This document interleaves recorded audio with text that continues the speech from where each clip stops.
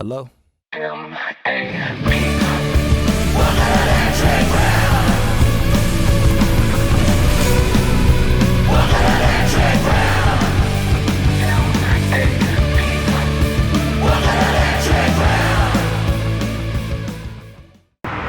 your boy Crew with Electric Ground. I'm sitting here with Matt McGovern,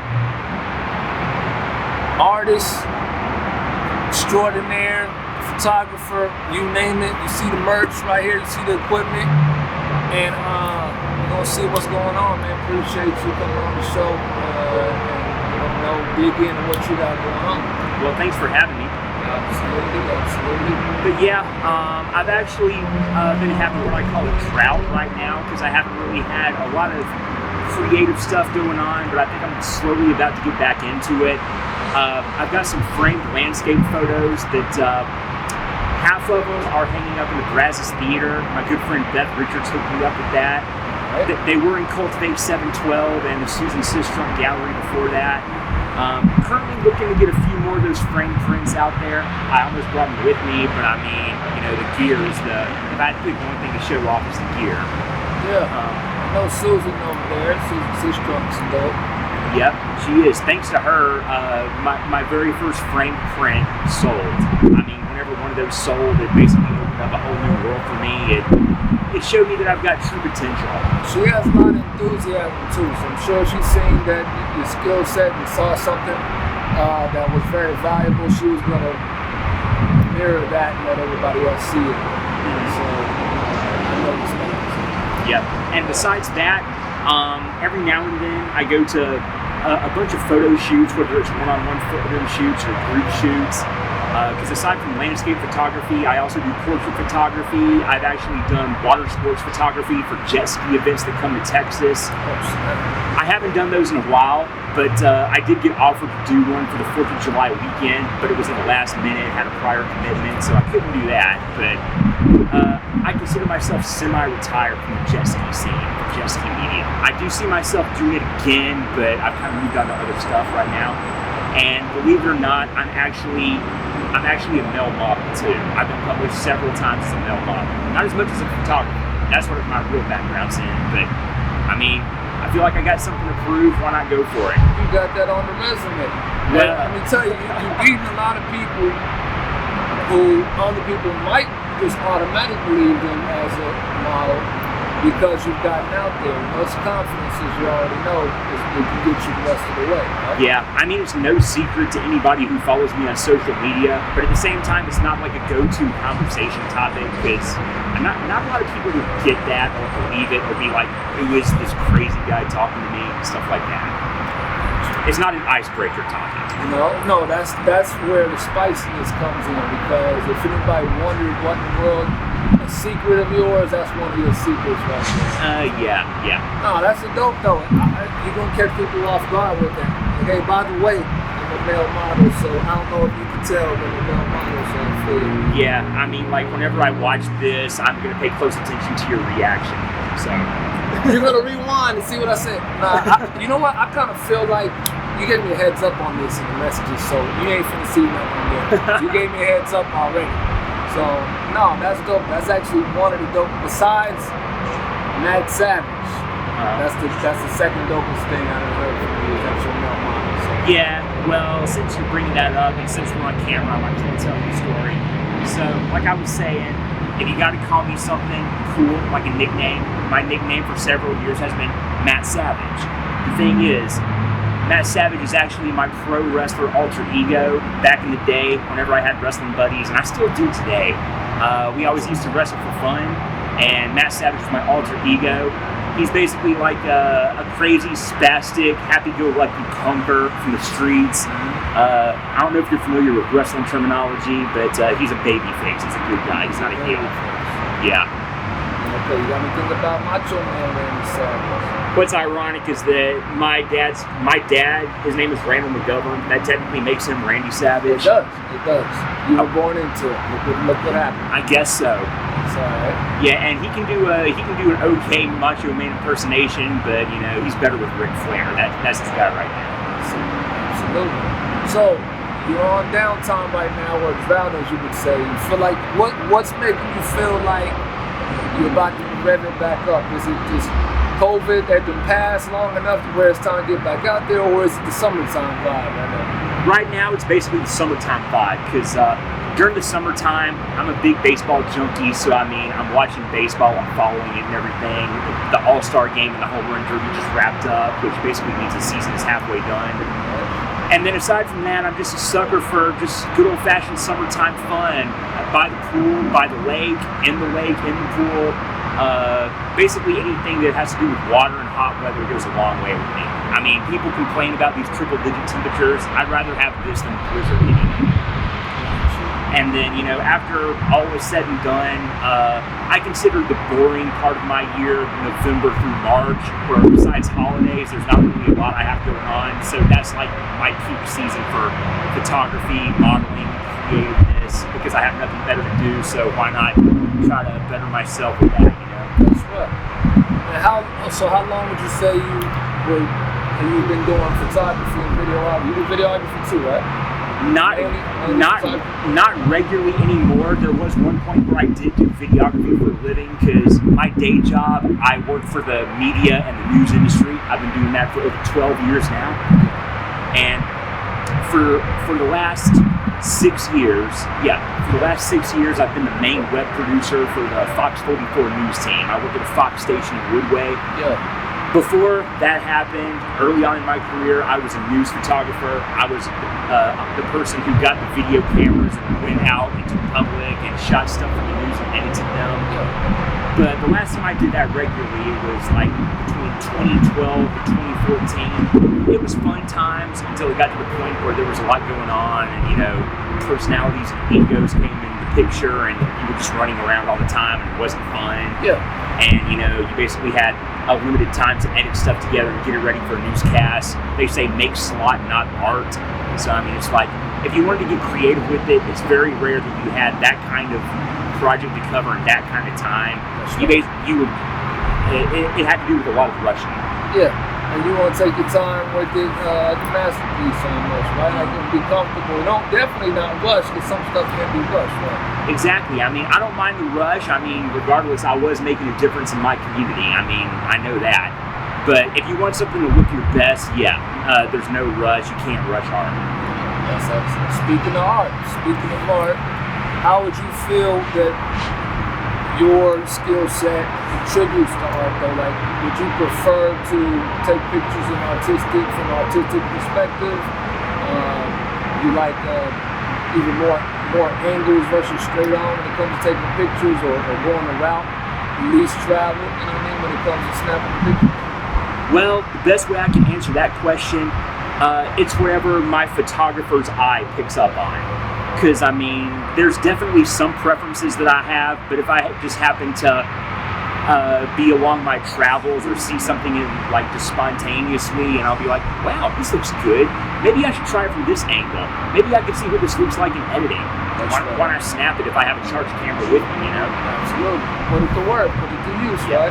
And, aside from that, just I tell people that I've been blessed to get my hands on just about anything creative over the course of my life. Right now, photography, videography, modeling, media stuff, that just happens to be what I'm doing now. But in the past, I love music, not just listening to music, but actually playing and composing music too. Oh yeah. I sing and I play guitar. I've been talking about doing that with my church, just to get back in the habit of doing that, because I've done it before, but to be determined. I'm kind of in media mode right now. Yeah. But I do tenor vocals. I have both an acoustic and electric guitar. My favorite type of music to play is the loud, distorted, edgy, punky, attitude music. Just the type of stuff that slaps you in the face and has something to say. Yeah, at least it wasn't wasted communication, right? Loud and clear, right? Okay. Now, so you like to be versatile, but you don't have a preference. You just go with the flow. It's music at one time, and then it's photography at other times. You just kind of go with the flow. Yeah, and then I was an art student and an art major when I was younger. I can at least say I've been sketching. I love drawing cartoons at one point or another. If I were to actually draw something for anybody, it would be cartoony over realistic for sure. and I tried sculpting. That wasn't one of my best things. I've tried a lot of things. I will say the one thing it seems that I've never been a part of that I would love to do is to be a part of a music video, whether it's on screen or behind the scenes, shooting or editing. I've never done a music video before. I have no idea how they're done. I would love to try that someday. Speaking of shooting a music video, and I took you from pictures and video now, what type of gear are we working with? If you were to shoot a video, what would be a go-to piece of equipment? Geez. Well, as far as like videography equipment, I don't have my own. Every time I've ever done any videography stuff, they've always been provided either by my job or by my friends who ironically has a camera similar to mine that he uses for video. I think mine could do it, but I just haven't put it to the test yet. And what do you go with? You like Canon? You go with Sony? Well, I mean, if I picked up my camera, would your camera catch it? Like if I it's in the shot. Okay. All right, cool. I'm just gonna open my bag here, and for the record, every piece of equipment that I have inherited from my mom and dad, who don't really use it that much anymore. At this point, I have never had to pay for any of my gear. Oh, that's special and rare right there. Yeah, I've been blessed. Shout out to mom and dad. Thank you for everything. But anyway, my main weapon of choice is a Nikon D5100. If I had to guess, this was probably made around maybe 2011, so it's not exactly new technology anymore, but it totally gets the job done. Gets the job done, though. So whenever people ask me what lenses I use, for 2 out of 3 lenses, I never really know what to say because I don't know like the numbers or anything. Yeah. But this is my main lens right here. It's the shoulder lens. I'm just gonna take the lens cap off right here. Yeah, definitely. Yeah. I would love to tell you what the name of this is, but unfortunately, I don't know that off the top of my head. I just get out and learn it and use it. But yeah, most of the stuff I do, mainly with close distance shots and portrait photography, is done with that lens. Yeah. And I'm just going to put this up real quick. My second lens that is better with long distance, right here. Okay. I'll just take the lens cap off so you can see that. Yeah. Now, granted, I don't own a tripod, so if I ever use this lens, and as well as the next lens I'm going to show, I basically need flat surfaces or like a really still hand to be able to take them. It's really tricky for me. But yeah, that's basically what I have in here, aside from memory cards and wipes and everything. And then, my newest little toy that I got for Christmas last year is not only a telephoto lens, but it's one from the 1990s. Everything here is from the 90s, so it's not quite vintage yet, but it's on the way. The fact that it's a Sigma, I like it. Yeah, but of course for me though, the brand names never really mattered to me because this is just something that I got as a gift. Like, I think 2 or 3 years ago, the camera and the first 2 lenses were Christmas gifts, and this was my Christmas gift last year. So I mean, Merry Christmas to me, you know. That's right, early too. And look at this cushiony, soft velvet interior right here. Presentation. Yeah, points for presentation, definitely. Good. Well, I got a Sigma also, which I love how the Sigmas are. So besides like just the aesthetics and the Nike check, if you will, it's more than that. On the quality though, like there you go. So happy that you got that. And I know you can rock a music video with what you have. So that makes me feel better. You've made my day. You could. Well, because first you start with the passion, the fact that you want to do it. If somebody just asks you to do a music video and you just showed up to do it, like you're gonna get a different product compared to how you truly feel of actually wanting to get out there and make it happen. It's gonna translate onto the screen. So it's just FYI, so you know. When it comes to art, you said the cartoons is what you end up going with. And this is drawing or this is on the painting side? This is more or less drawing, but keep in mind I haven't done this since I was a teenager. I don't want to say I'm done with it, but it's just it's on the shelf. It's not even on the radar, but never say never. It's in the chest. It's in the storage building. Yeah, what I will say is that I have a really good idea that I've had for years for the type of cartoon you can see on Cartoon Network that comes on right before Adult Swim, like TV PG quality stuff. But that is by all means a story for another time. It's not worth mentioning because it's just in my brain over anything else right now. We're gonna stick a tack in it. Yeah. I'm wondering when it comes to music and art, because you've name dropped both of them. How important would you say collaborating is, and a collaboration contributing to the artistry, whether it's music or art? I mean, if you were to be able to provide your photographic eye, so to speak, at a place where you're about to shoot a music video, I mean, do you see an importance in that artistic element? Oh, absolutely. I mean, at the very least, you're helping out with a group project. You might learn something new and creative that you didn't know before. Yeah. You could meet somebody who could teach you something you didn't know before. You can make cool new friends and business connections. You can get your name out there and talents out there, a little more exposure. And depending on what it is, you might be able to get your name on something cool you can add to your creative resume, so to speak.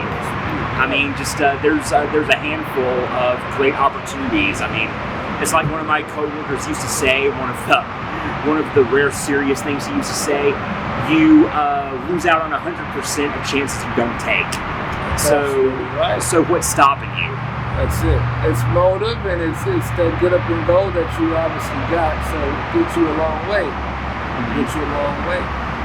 Well, when it comes to one of your most prized products or pictures that you've taken, I mean, what's a favorite memory that you have while you're being behind the camera? Let's see. I wasn't prepared for that one. Well, granted, I wasn't prepared for being in it. It's out the pocket right there, yeah. Pocket? Yeah, let's pull that out the pocket. Surprise you. Oh, yeah. I was like, I don't have Not a pocket. Not for real. Neither do I. Okay, but so like memories that stick out? Yeah. Well, if I would have been prepared beforehand, I would have given you some visual aid, so I guess I'll just have to describe it. You good? Well, as I told you, I did jet ski photography. There's this annual event at Lake Travis in Austin called the annual Jet Ski Extravaganza. This is something that brings out jet ski and personal watercraft people, not only from Texas, but from around the country, even like 1 or 2 people from another country. Yeah. And there was this guy who was doing a freestyle trick where he did a backflip, or he was on his ski and he went up and did a backflip in the air, and these always made for some of the best jet ski pictures, obviously. Yeah. There's one that I took at the second where he was upside down and he was basically falling off, and it turned out to be a great picture. It was super clear, and this was with a point and shoot camera. Yeah. And that to this day is that is probably the greatest jet ski picture I've ever taken. It's still to this day a highlight of my portfolio. Let's see. If I could give a shout out to a model friend of mine in the Dallas area, Mackenzie Molina. I think, my very first publication as a portrait photographer came from a picture I did of her. She was at the Fabrication Yard in Dallas, which, if you're not familiar with that, it's like the definitive place to go for street and graffiti and urban style pictures. It's a graffiti playground. Shout out to Mackenzie. Yep. If you're watching this, Mackenzie, hope you're doing well. Can't wait to see you again. But she struck a really good punky-looking pose in front of a graffiti background. I had either a green or an orange filter on the picture. I did one of each. One of those got published, and that will forever be my first ever photography publication. And then let's see what else. Those are definitely 2 of the top ones right there.